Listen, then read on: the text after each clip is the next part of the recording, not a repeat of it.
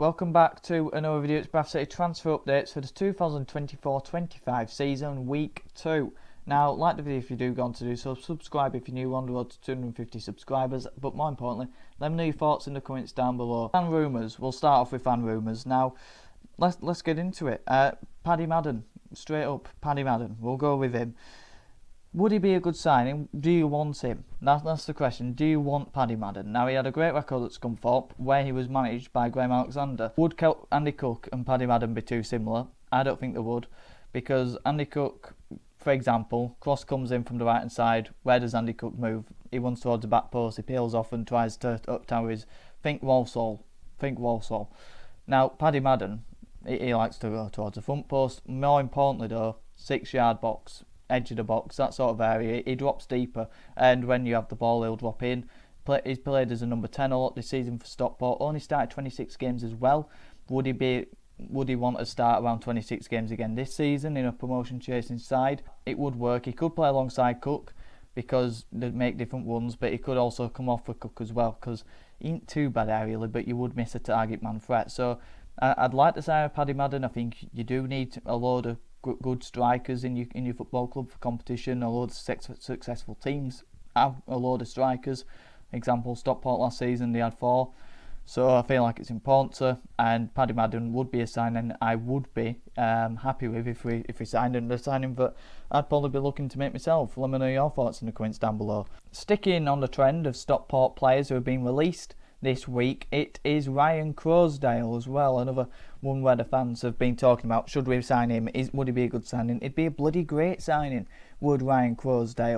Now, he's everything that I want in a competition defence midfielder for Richie Smallwood.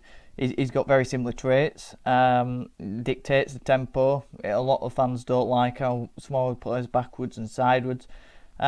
Crosdale looks forward as well. I think one thing that Crosdale's quite good with as well, where he's very similar to McDonald in this way, how he's got a decent frame on him, physically quite dominant. So if he takes a heavy touch, or if he wants to turn and play forward, he can use his strength and his physicality to enable him to do that. So that's a positive to him. He's got a good passing range. Very tenacious, he'll bite your legs off in midfield. Loves a challenge and don't shy away from that in midfield. Runs Stockport's midfield, and I'm very surprised that they let him go. So I think it'd be an unbelievable signing for us. Great competition for Smallwood, and I think that's what we need. So I think it'd be a brilliant signing if we could make it. But again, it's very similar to Madden and the player who's in the title. Would they want to be playing starting around 30 games? 20 to 30 games, or would they want to be playing week in, week out? And I think it's the latter. But the last time Crosdale started was in February in a 0-0 draw to Gillingham. Don't know if that's injury related, but that's a massive gap. But yeah, I think it'd be an unbelievable signing if we could make it happen. Lastly, we've got another promotion winner from League 2. I think I sounded French then. Don't know what happened. Callum Johnson. Now he can play as a right-sided centre back in the back three, but mainly he's a right back, right wing back. So I like that about him, the versatility in there. But what I don't like is that he's only played 35 games in 2 years. Over his 2 years at Mansfield, only 35 games. He got injured against Stockport in the game on New Year's Day. He had the ball on the right hand side, shaped up to put a cross in. Jinking and jamming for his man. Went to put the cross in, pulled up. It looked like it was his groin. Then played on the last game of the season for 20 minutes against Barrow. That's a concern. The lack of the amount of injuries he's had recently is a big concern. That's why Mansfield will release him. When he played, I think he's decent, but as a backup to Halliday, backup centre back, I think it would be something that we could look at doing. He's fairly solid on his day, but the problem is he spends most of his days in this physio room. So I think it's something I'd look to avoid, but I won't be too. I'd be pleased if we brought him in, but I think there's better out there, especially for players who are fit. But I think Stephen Gent might be on his phone right now if he can hear me. I hope he don't watch, but if he does, when I tell you that he used to play in the Borough Academy, he came through the Borough Youth. So that's Stephen Gent on his phone making phone calls now. The ex-player obsession, Charlie Wyke, is he returning to Bradford City? It could be. There were links in January. I must have done a monthly review for January, something like that, where we're talking about Charlie Wyke maybe coming back. There was some video I did where we're talking about it, and he ended up going out on loan to Rotherham. But then I heard things that he went out on loan to Rotherham, so then he could sign for us when he's being released by Wigan in the summer. And obviously loads of fans see he's being released by Wigan. Will he come? Will he won't? Now the thing is, it is ex-player, so it's ex-player obsession category. I need to get as many of those in there, so it's worthwhile saving it into me documents. But he was great for us, and since he's played for us, he might have won a Golden Boot in League One. He might not have, but he's scored a lot of goals in League One for Sunderland and Wigan. Obviously had his heart attack on the training ground.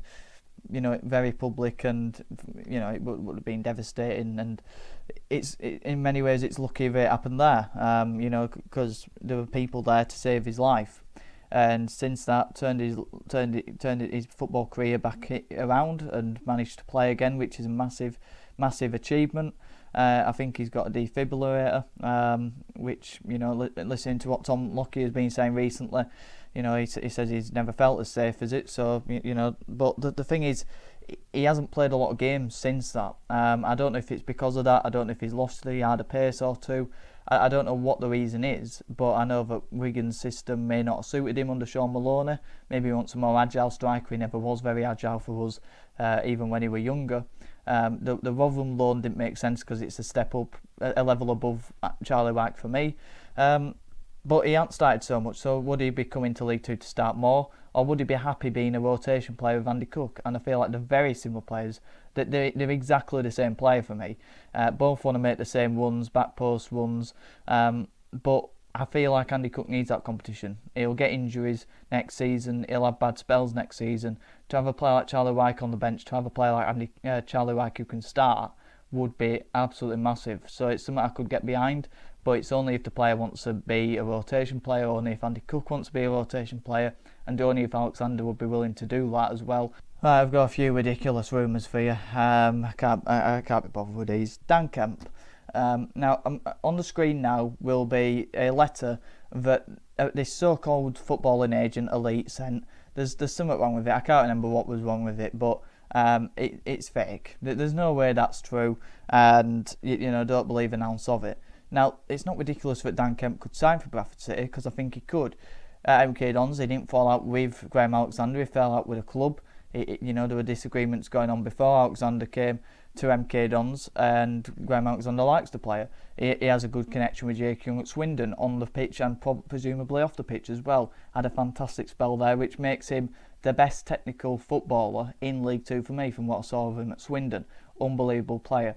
And if you could bring in a player like that, it would be a massive statement. But that same account said we're favourites to sign him. What does that mean? If you live on your own, which many of you might, and you're probably happier for it, to be honest, from just what I think of my future as well, then it's like saying your favourites to get the last digestive in the biscuit tin. Don't be eating out of bins.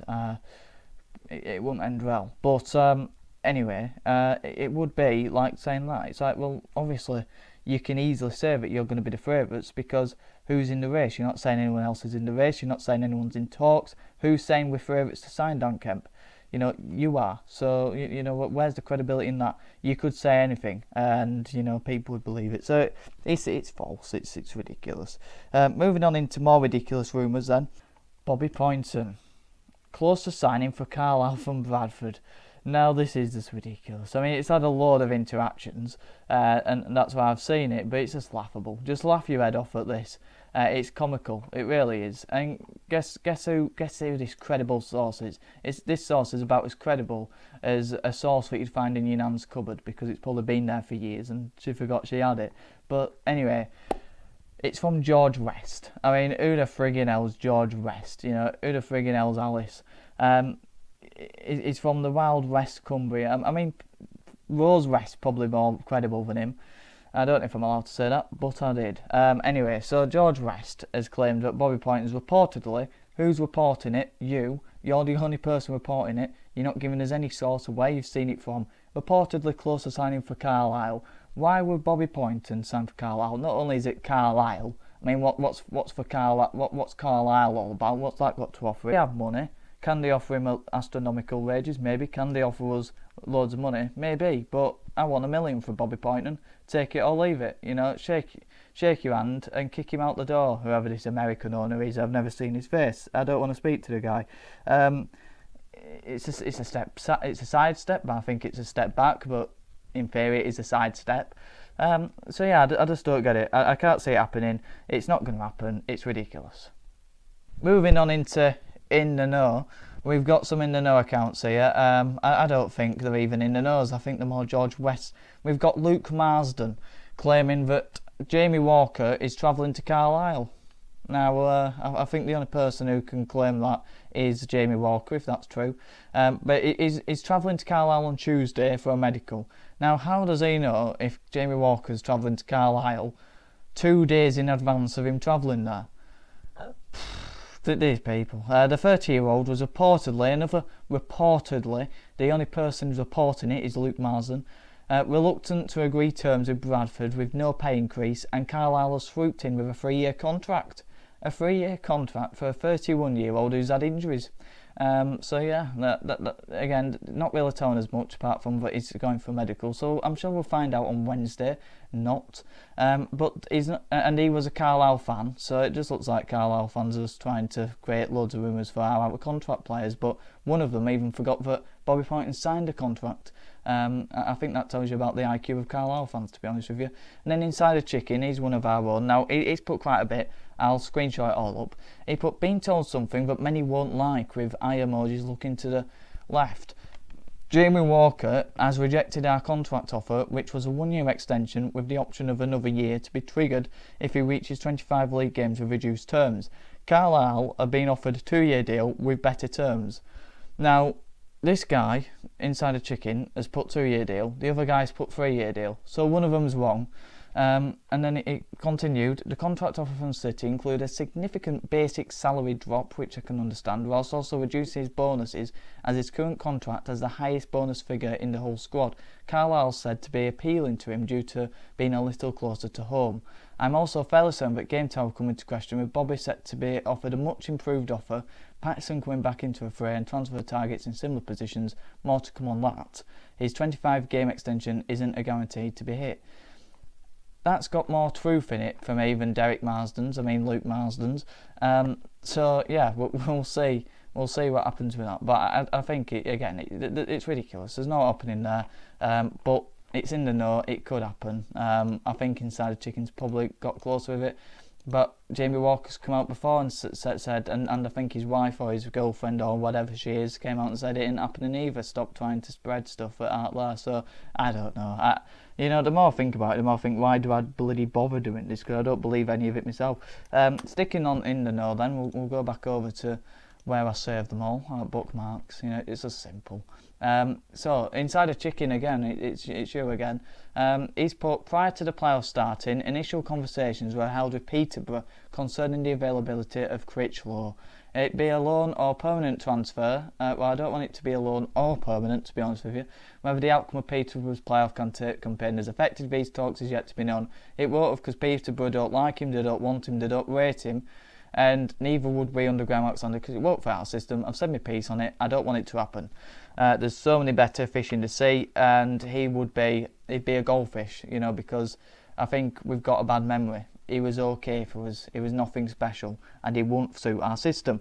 Anyway, moving on into the final one, and it's irrelevant. I couldn't care less, but I thought I'd just share it with you.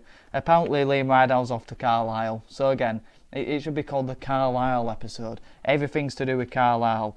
Yeah, couldn't care less. I hope it happens, and he plays all season for them, because it would mean back-to-back relegations for them. So let me know your thoughts on today's video in the comments down below.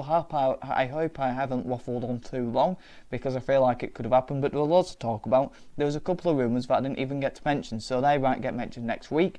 Will we get our first signing this week? Let me know your thoughts on that in the comments down below. Let me know your thoughts on all the players we discussed. Would you want to see them at Bradford City? It's absolutely chucking it down. We're going to get a thunderstorm. The weather's been great. I think you can probably tell by the way I am. I've got the refresher arms, pink there, white there, and a red nose. It's not Christmas. Rudolph ain't here yet.